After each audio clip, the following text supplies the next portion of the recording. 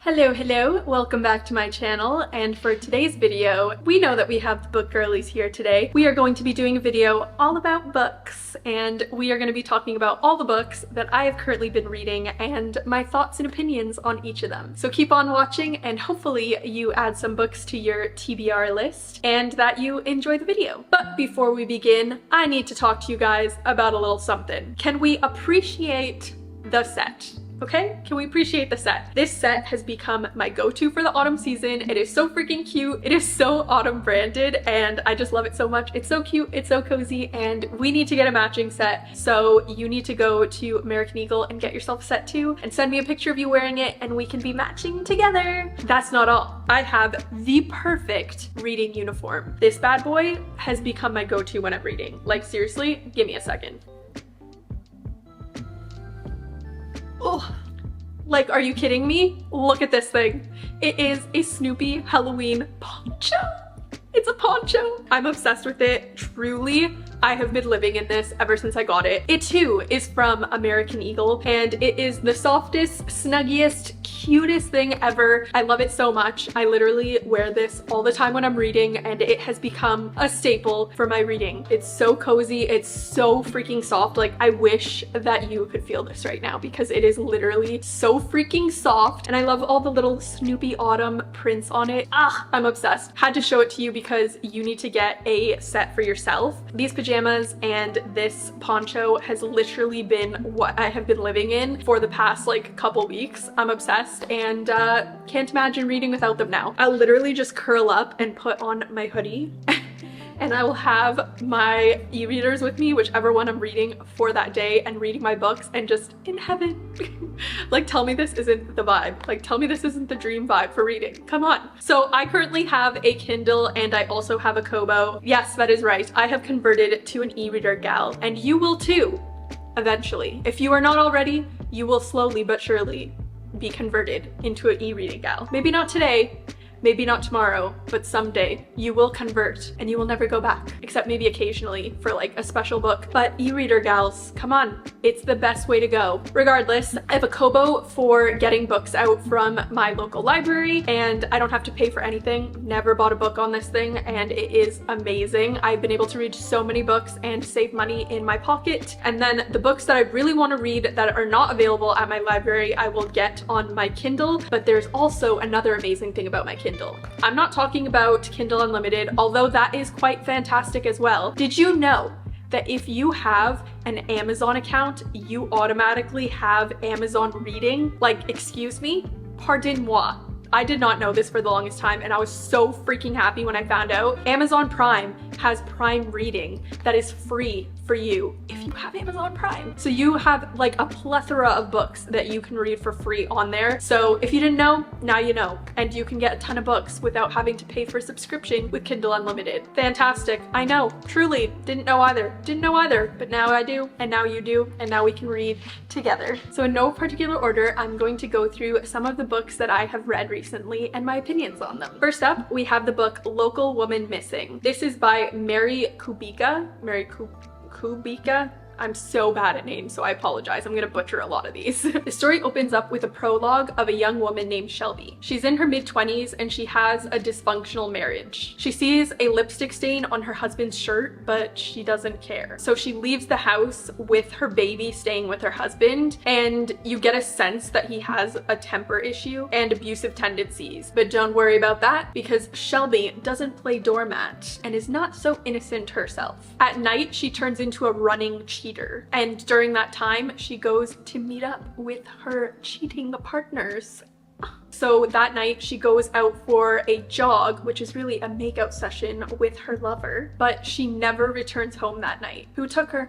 We don't know. A few weeks later, Meredith, a doula, housewife, and yoga instructor, who is a mother of two beautiful children, Delilah and Leo, happily married to her husband Josh, vanishes into thin air with their daughter Delilah. They actually live only a few blocks away from the original missing woman, so it's a little sketchy. Panic starts ensuing within the community because people think that the kidnappings or missing persons is linked together. Everyone in the community Everybody is freaking out and concerned about what happened to these 3 missing women, but there's no body found and no answers to any of these questions. 11 years pass and suddenly Delilah comes out of nowhere, free from her captors. Everyone is freaking out and wants to know what happened to her, but no one is prepared to find out the truth. Wow, I think I fell in love with this book. This book scared me and made me question the connection of the characters to finding out what the heck happened. It made me jumpy, restless, and extremely agitated. But what I really liked about this book was how the mystery thriller of it all was working backwards. The story gives us several timelines that are in no particular order. We go from various past dates while changing points of view between Delilah, Leo, his mom, and a neighbor. You essentially get the entire picture of what happened in the book, and as the book progresses, the visual gets smaller and smaller until it's pinpointed into directly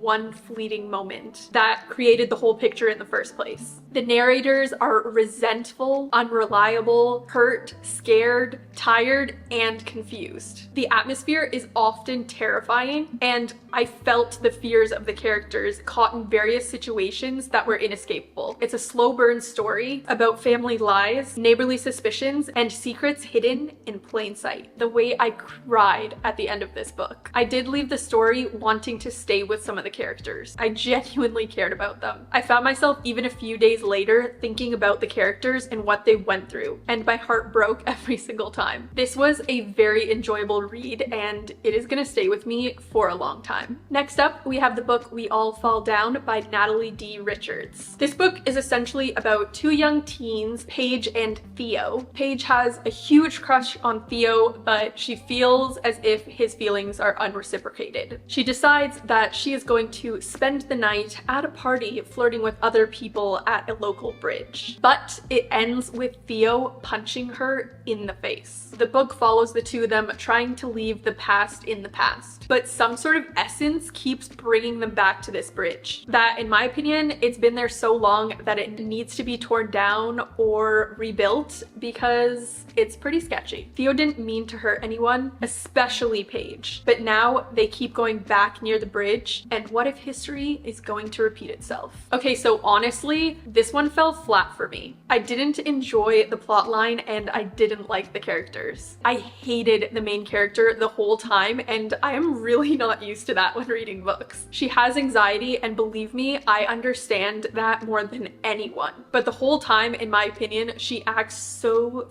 freaking childish. Like, it was not Theo's fault. The other guy was being a jerk and trying to pressure her. Theo was just trying to protect her, and she got in the way of that. In my opinion, she's the one to blame for the entire situation, not Theo. Like, the entire book, she just keeps acting like him hitting her was this whole planned attack, but it was an accident. Because of this, the book felt so drawn out and boring. Wasn't a very thrilling young adult book, but then again, I don't think that I'm the targeted audience, as I am an adult. So I don't really know if that plays a role at all in my rating of this book, but I've read a ton of young adult books in my lifetime, and I still genuinely like some of the ones that I've read. So I don't know. This one just didn't hit. The next book is The Firm by John Grisham, which I have already done a review on this book within my September favorites video. So if you want to know how I felt about this book, then click the link that I'm going to have linked down below in my bio to see what I thought of this book. But for now, we are going to be talking about the sequel, The Exchange. It's 2004, and Mitch and Abby McDeer resurface after being on the run for 15 years. Mitch works for a prestigious multinational law firm in New York. His wife Abby is a cookbook editor, and they have 2 boys together. Luca Sandorini, a senior partner in the Rome office, is diagnosed with cancer with only a few months to live.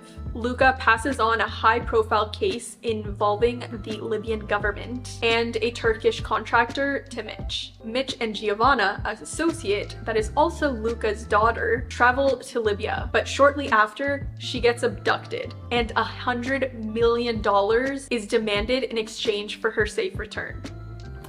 I thoroughly enjoyed this book, but I would argue that it's not really a sequel. The first 15% of the book does take place with Mitch returning to Memphis, and I was excited that he was back in Memphis, Tennessee, but was quickly disappointed to find out that it was just a short, quick segment and didn't really play any role in the actual plot of the book. The real story starts when Mitch is sent internationally with his New York law firm to help the lawsuit against Gaddafi and Libya over a construction project. Having loved the firm, I was excited to catch up with Mitch and Abby and see more about them and their lives and what they did after everything that happened in the firm. Abby does play a larger role compared to the firm, but again, I cannot say this is a true sequel in the true sense of the term. Yes, Mitch and Abby are important characters, but that's about it. I feel that you don't necessarily have to read The Firm in order to be able to keep up and understand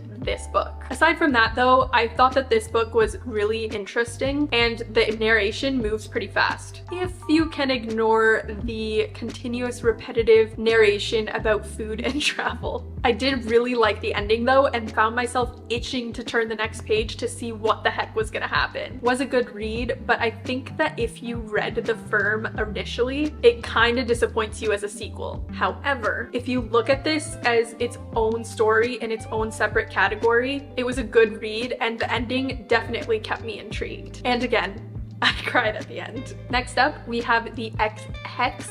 That's really hard to say. X-Hex by Erin Sterling. Okay, so 9 years ago, Vivian Jones, aka Vivi, was dating this heartthrob Welsh guy, Rhys Penhallow.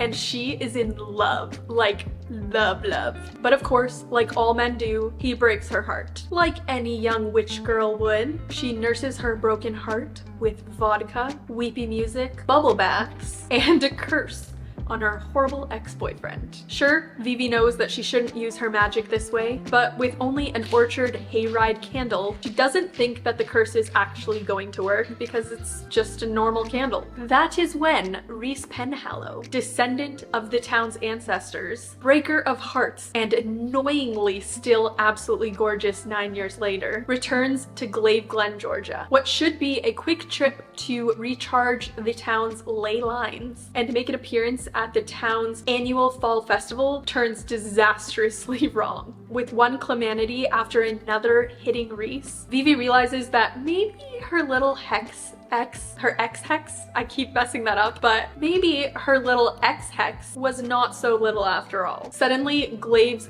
Glen, oh my gosh, I can't speak today. Suddenly, Glaive's Glen is under attack, from murderous wind-up toys to pissed off ghosts and a talking cat with very interesting things to say. Rhys and Vivi have to ignore their off-the-charts chemistry to work together to save the town and find a way to break the breakup curse once and for all before it's too late. This is literally perfect for the spooky season. Think Hocus Pocus meets Halloween Town, but make it spicy. I am so glad that I borrowed this book from my library. It's gotta be one of the best books that gives the perfect autumn vibes. I legit felt like I was living in the town that this book takes place in. I felt the autumn ambiance and the spice spiced. Way more than pumpkin spice, if you know what I mean.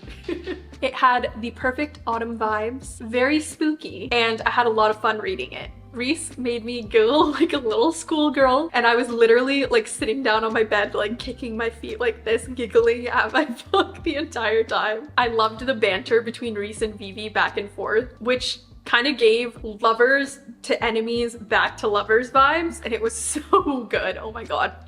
I really loved the characters. Vivi was such an enjoyable character. She is a badass witch who had me audibly laughing. And Rhys is a true heartthrob, and I just couldn't get enough of him. If you know, you know. Last up, we have the book The Only One Left by Riley Sager. It's 1983, and home health aide Kit McDeer has just been cleared to return back to work. After a 6-month suspension she was given after a patient died on her watch. Pills that should have been locked up overnight were left in reach of a suffering woman. Was it negligence? Or did Kit assist the patient from taking her own life? Her new assignment, the one that nobody else would take. And it's also the only one that she is being offered. She must take care of a 71-year-old woman named Lenora Hope. And in 1929, at the age of 17, was accused of killing both her parents and hanging her very own sister. Although police could never truly prove the case, the townspeople literally made a song about her and how haunted the house was and how evil she was. Lenora is now bedridden, silent, and has only partial use of one hand. Miss Baker, the mansion's housekeeper, assures Kit that no matter what Lenora may have done in her past, she is harmless now. She instructs Kit on a very strict routine and leads her to a room so she can get started. The room adjoins with her patients, but it still contains uniforms and personal articles of the previous aide. And that predecessor was Mary, and she left mysteriously in the night. Very spooky and very suspicious. The plot thickens when Kit finds out that Lenora can type with one of her hands, or at least hit one key at a time on the typewriter with her hand. But she wants to tell her story of what happened truly on that night. Dun dun dun! This book has the perfect gothic atmosphere. Mystery-esque. Is it supernatural? Is it not supernatural? Feel to it. I really loved the use of the typewriter for Lenora to communicate and tell her story to Kit. There was just something so ominous of the thought of Lenora writing out her story and Kit just standing over her, waiting at the edge of her seat as each letter was typed out to her, unfolding before her of what happened. It was just so good. I love this book so much. Like, I thought that I had